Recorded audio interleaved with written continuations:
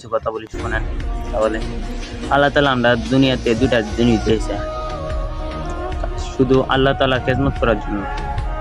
সেটা এক হলো মানুষ আর এক হলো জিন। কিন্তু আমরা কি করতেছি জানেন? এখন আমরা আল্লাহ তাআলা বলেছে যে দিনকে আগে দিতে, দুনিয়াকে পরে দিতে, কিন্তু আমরা আগে দিতেছি দুনিয়াকে, আগে পরে দিতেছি দিনকে। এইভাবে আমরা চলতে পারবো না, আগে দিনকে দিতে হবে তারপর দুনিয়াকে।